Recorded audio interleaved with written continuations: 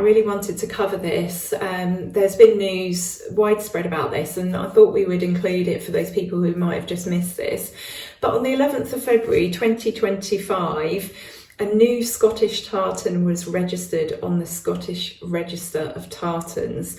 It is a living memorial created by the Witches of Scotland, a campaign group, to commemorate the thousands of people, and I will say here it was mainly women, who were accused, charged and executed for witchcraft. And we're talking in Scotland here between the 16th and 18th centuries. So the Witches of Scotland have been going since 2020, and they have been campaigning for an official apology, a pardon and a memorial to these people to be established. So they decided it would be a great idea to have a living memorial. So the two founders designed a tartan. Their names are Clare Mitchell, KC, and Zoe Venditozzi, and with the help of Clare Campbell of a tartan mill, so in particular the Prickly Thistle, they have created this beautiful tartan to keep the memory of these people alive.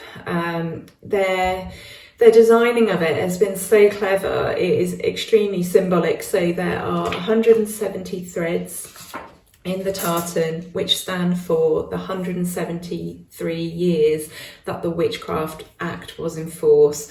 The red in the tartan represents the blood of these women that was spilled.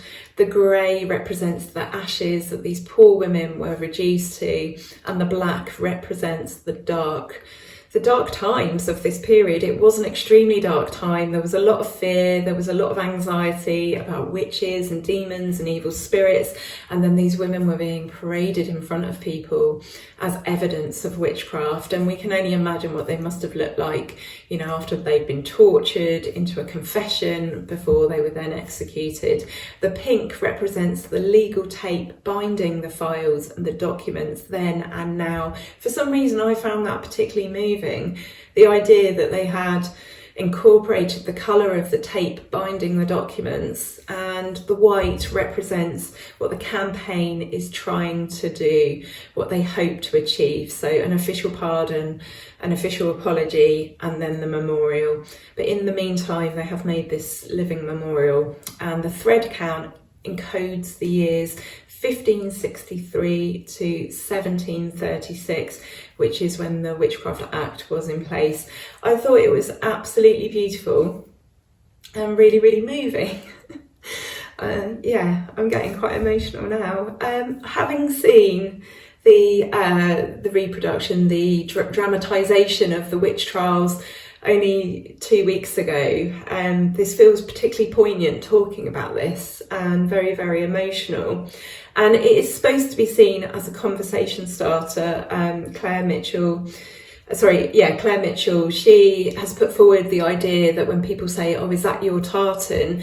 You can say, yes, it remembers and represents all those persecuted and killed as a result of the Witchcraft Act.